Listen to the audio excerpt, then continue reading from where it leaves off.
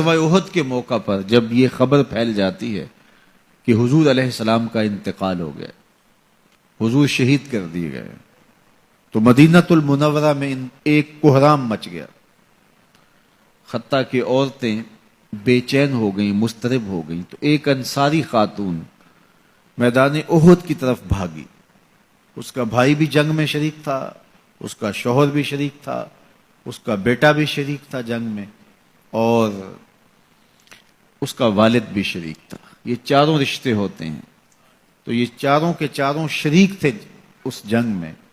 تو جب یہ خبر پھیلی کہ حضور شہید کر دیے گئے ہیں، تو اس حالت کے اندر وہ عجیب اضطراب کے عالم میں دوڑتی ہوئی احد کے مقام پہ پہنچتی ہے، تو راستے کے اندر اس کے بھائی کی لاش پڑی تھی، اس کے باپ کی لاش پڑی تھی، اس کے شوہر کی لاش پڑی تھی، اس کے بیٹے کی لاش پڑی تھی، اور وہ چاروں لاشوں کے قریب سے گزر گئی اور وہ پہچان بھی نہیں پائی۔ تو پوچھتی ہے یہ کس کی لاشیں ہیں؟ تو کہا کہ یہ تیرے بھائی کی لاش ہے، یہ تیرے باپ کی میت ہے، یہ تیرے شوہر کا لاشا پڑا ہے، یہ زخموں سے چور زندگی کی بازی ہار کے شہادت کا دولہا بن کے تیرا بیٹا لیٹا ہوا ہے۔ تو وہ کہنے لگی کہ مجھے یہ بتاؤ میرے حضور کیسے ہیں، مجھے یہ بتاؤ میرے حضور کیسے ہیں۔ تو لوگوں نے کہا کہ حضور خیریت سے ہیں۔ تو کہا مجھے چین نہیں آئے گا جب تک حضور علیہ الصلوۃ والسلام کو دیکھ نہیں لیتی۔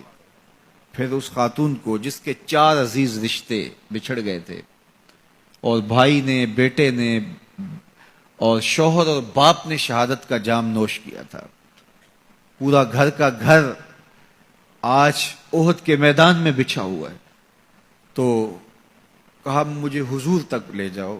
تو آقا کریم علیہ الصلوۃ والسلام کے پاس جب اسے لے جایا گیا تو اس نے حضور کا دامن پکڑ لیا اور کہا کہ ہر مصیبت ہے چا جب آپ جو ہیں، جب آپ سلامت ہیں تو کوئی دکھ ہی نہیں ہے۔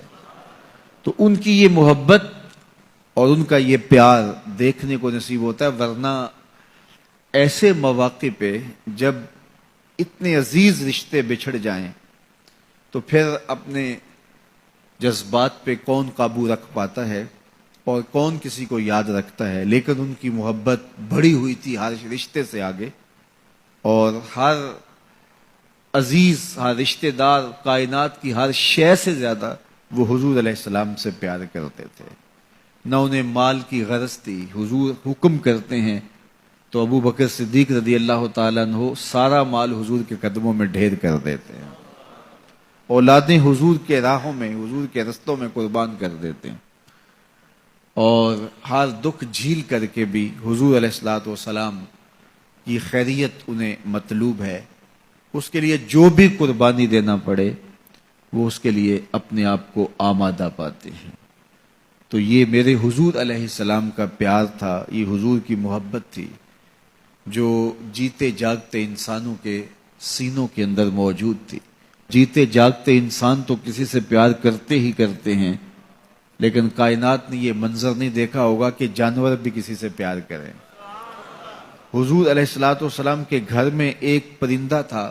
امام احمد بن حنبل نے اپنی مسند میں لکھا ہے کہ حضور جب گھر پہ ہوتے تو ایک کونے میں بیٹھ کے حضور کو تکتا رہتا، اور جب حضور گھر سے باہر تشریف لے جاتے تو مضطرب ہو جاتا، کبھی چھت پہ، کبھی دیوار پہ، کبھی کسی گوشے میں، کبھی کسی گوشے میں۔ اگر آپ لوگوں کو ہماری یہ ویڈیو اچھی لگے تو پلیز سبسکرائب کریں، لائک کریں، اور بیل آئیکن کے نشان پہ کلک کر کے ہماری نئی آنے والی تمام ویڈیوز کے لیے اپڈیٹ رکھیں۔